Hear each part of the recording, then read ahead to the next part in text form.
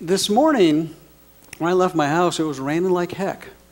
And there's quite a storm going on, you know, and it reminded me of, as I was driving in, to be mindful of those folks in Texas and Louisiana and whatnot are experiencing the wrath of a terrible storm right now. And the invitation is for each of us to hold them and their pets and their whole state of being in prayer, just to remember that they will survive this and transcend it. And that's what spiritual community does together really well, is come together and pray and hold others in that state of prayer. And I invite you to do that. If you are, I'm sure you already have. I have been. And the whole thing with the hurricane is divine propitious timing, because a year ago, Hurricane Hermine came visiting us, if you remember that. Didn't have a direct hit from it, but it came up the coast and made a left turn right before it got here and went up to further up the coast. And it was kind of a funny experience for me at the time. It wasn't funny at the time, but it was a great lesson for me. I had literally the day before the Hermine came up the coast, I had re-landscaped my backyard. I live right on the water, on a waterway. And I have beautiful big palm trees, freshly planted, sod and shrubs, and all these ficus and all these different kinds of plants planted literally the day before. And the storms came through, and the winds were tumultuous. And I went to bed that night with visions, not of sugar plum fairies in my head, but my palm trees floating down the waterway, you know. And the metaphor for me, of course, it didn't, thank you God, and everything was fine. But the metaphor is that plants, trees, they were not deeply rooted. They were freshly planted. So the root system had not had a chance to grow deeply into the ground. In the last service, I thank Kate for giving my talk for me with her meditation. It was great. But the metaphor is there that the storms that happen in our lives are very much the same way. There was a great experiment done in the late 70s, early 80s called the biodome, which was in the Mojave Desert. And scientists built a big dome out there, a big glass dome, large enough to create a habitat. And in this environment, the intention of the experiment was to create a perfect living environment. Pure sunlight, filtered air, filtered water, all the things that you could imagine to create life force and have it grow and be beautifully expressed, including plants and animals and trees and people. And the experiment went swimmingly well until one day the trees in the biodome started toppling over. And nobody could figure out the reason why.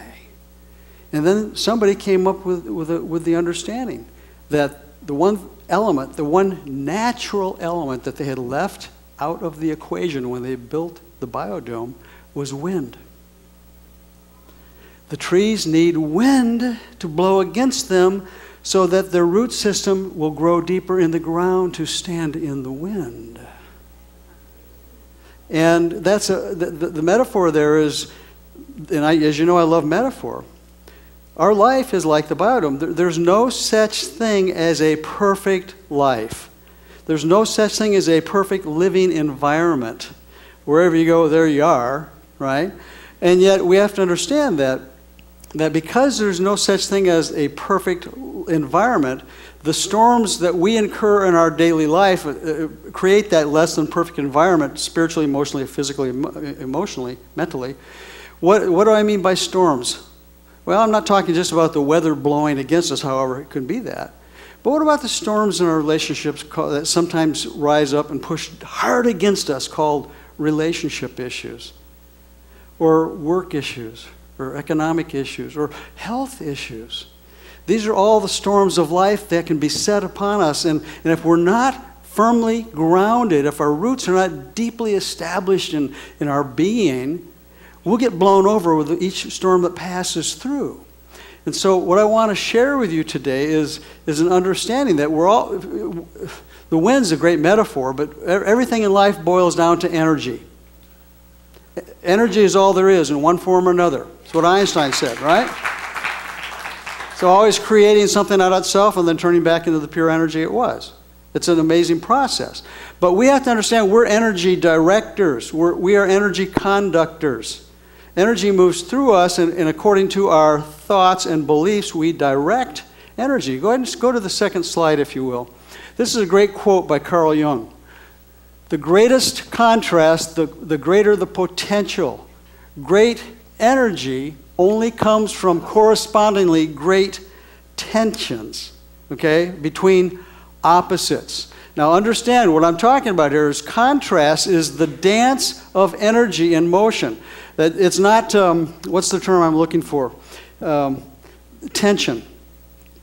You notice how a tree stands? It doesn't do this, does it? What would happen if it did that? See, that's true. And so there's no perfect form of life. If life was that perfect, we'd die. We couldn't. We need the storms in our life, just like trees do, for our roots to grow deeper into the essence of our being, so we can stand with the storms. And understanding how energy works is the key to that process. Tension between opposites is not stagnant. You ever seen a tension bridge, a suspension bridge? It moves.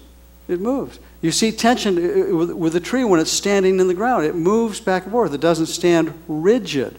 So energy is understanding that during the storms we need to grow our spiritual, emotional root system into the ground of our being. Now, how do we do that? If we can learn how to grow our root system, our taproot, which is our consciousness of our oneness with God. Go to the next slide if you can, please. This is the element that I think is so truly important. The ground of our being. One God, one mind, one power. Operating in me, as me, is the ground of my being, is the ground of your being. How often during your day do you go unconscious and forget to be grounded in the essence of that being? When the storms pop up in your life and blow against you, however that may look in your life, do you go unconscious and forget to be grounded in the root, the source of your being? It's easy to go unconscious, isn't it? And to get sucked into the drama of the storm. And we forget who we are and where we are. Ernest Holmes in The Science of Mind referred to this principle, one God, one mind, one power, as the three omnis. Omnipresence, meaning God is everywhere, present, all at the same time. Can't not be any other way. If God is all there is, can I get a witness? So the first omni is omnipresence. Infinite intelligence is everywhere all at the same time, whether we're conscious of it or not. What's the operative word there? Conscious, right? Wherever you go, God is. Omniscience, all-knowing. All the intelligence that God is available every place. If God is omnipresent, that means that the intelligence, the wisdom, the divine essence of the knowingness of infinite intelligence that knows how to do life better than we do is wherever we go. You get that? That's omniscience. Omnipotence, the third omni. Omnipotence means all-powerful. Now that means that wherever you go, the full power of the divine is there waiting for you. You don't have to take it with you. It's already there. Now consider that. How often do we go through our daily lives not aware of these three omnis? Omniscient, omnipresent, omnipotent. Now what would happen if you in your daily life, when the storms arose, and they do and they will, yeah? And again, we need the storms to help us grow deep, to stand tall, right? What would happen if in those moments you could just remember to ground yourself in the source of your being, that awareness? What do you think? How do you think that would change your experience of that storm? If God is all-powerful, if God is everywhere present, and God is the infinite intelligence that knows how... I had a cut on my finger 4 days ago. I did a slice and dice on my thumb. And every day for the last 4 days, I've been watching this thing. It's a miracle how something intelligence in my body knew how to heal this. And right now it's gone. There's no more boo-boo. And I was afraid I wouldn't be able to play the guitar. My point is this. There is an intelligence, omniscience within you that knows what you need, when you need it, how you need it, where you need it, if you're open to receiving it. There is a power within you, all around you, that is ready to bestow itself upon you when you're ready to receive it and demonstrate it.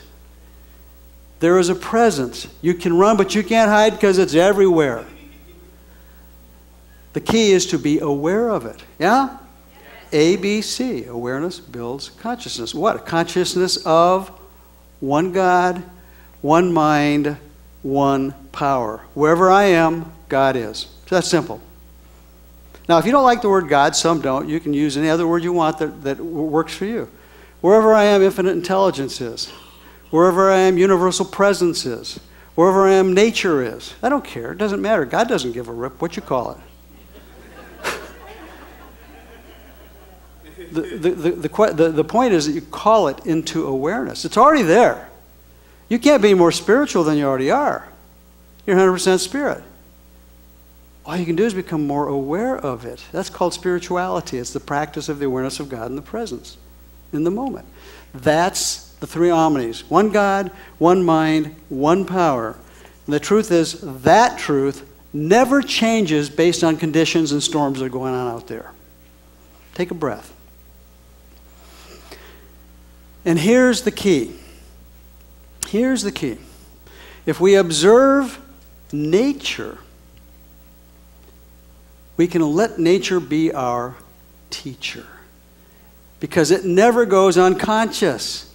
It never forgets what it is. The next slide, please. Allow the trees to be your master teacher. What can you learn from the trees about growing deep and standing tall? Now, this picture I actually took out of a farm called the Tierra Rajada Farm in Moore California, where in California, for years, my spiritual community was in that area, and I would hold retreats out at this, mindfulness retreats out at this farm all the time. And it was a marvelous 200-acre farm, and they had trees, walnut trees, orange trees, avocado trees. These are walnut trees there in the picture. Christmas trees. They had a big Christmas tree farm, the most glorious Christmas trees. They had eucalyptus lining the entire perimeter of the farm, 150, 200 feet tall. Now, why do you think the farmers planted eucalyptus trees along the perimeter? To block the wind. So they had to grow deep and stand tall in order to block the wind, to protect the more fragile crops that couldn't take the wind. So you talk about superheroes. To me, trees are heroes, man. If you learn what they're doing, let them teach you, you'll learn how to live your life in an entirely different manner. So what I would do is I'd take people out to the Tierra Rajada Farm for a mindfulness retreat, and we would go among these 200 acres of trees. And their assignment was to do a standing tree meditation. And that's what you see this lady here doing. She was out in the walnut grove, and his instruction was to go and find a tree and stand in front of it and let it be your teacher. Stand with it, be with it, observe it, and see what it has to teach you. And spend an hour just being the tree. Now, everybody stand up. You're going to be a tree just for a minute, okay? And you can choose the kind of tree you want to be. Okay? No scrub oaks, though, okay? Plant your feet, like Kate was saying, plant your feet in the essence of the planet. Feel yourself grounded. Now go to your breath. Take a nice deep breath. Trees breathe, you know. Let that breath go. Now stretch your arms out and open it up as great as you can, understanding that's also a metaphor to the universe. Says, I'm open. I'm open to receive. Now begin to feel the wind blowing, and don't stand stiff, but kind of sway and bend with the wind, and breathe. Feel yourself anchored in the ground. Notice that trees do not push against the wind. They don't resist it. They don't curse it. They bless it. because it is what helps them grow deep. Now take another deep breath. Put your arms down. Feel that sense of centeredness. And please be seated. I would love to see somebody have just walked through the doors when we were doing that.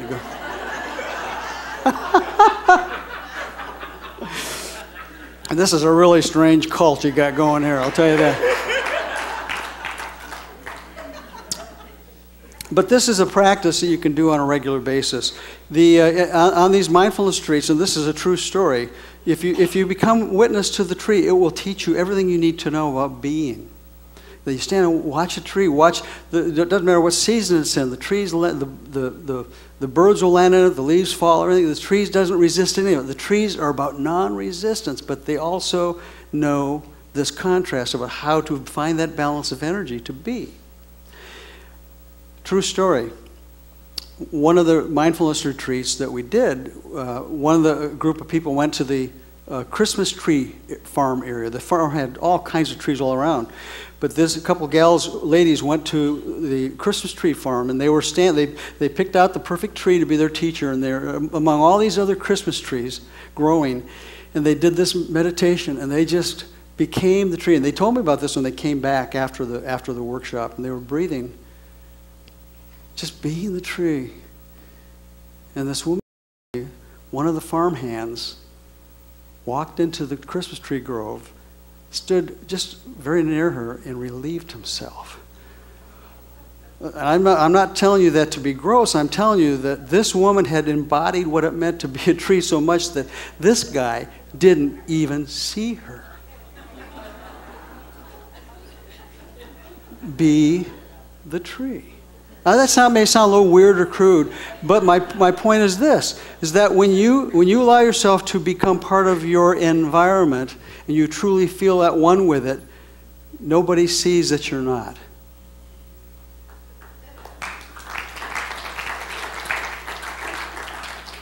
So,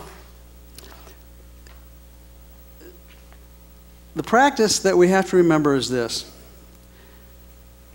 Take a look at your fingernails. That's not the practice itself. This is an example. Look at your hair. Everything that is growing, operative word growing, is pushing out. Right? Ernest Holmes referred to this as the creative divine urge. There's a life force in every living thing that's pushing out, and it could talk, it would say, I got to be more tomorrow than I was yesterday. And when we resist that, when we resist that growth, we enter into the experience of what Ernest Holmes referred to as the universal imperative. Next slide, please. Grow or die. Living things that do not grow begin to shrivel up and die. I'm not talking just about physical growth. I'm talking about emotional, spiritual growth. And we have the opportunity to continue to deepen our roots, if you will, into the ground of our being, which is our awareness of our oneness with God. And that growth happens in consciousness. Consciousness is the determinator of your experience. As within, so without, as above, so below. So what if you could live in a consciousness, literally, and mindfully walk through your day knowing God is, I am. I am the power of God, I am the wisdom of God, I am the knowledge of God, I am the presence of God.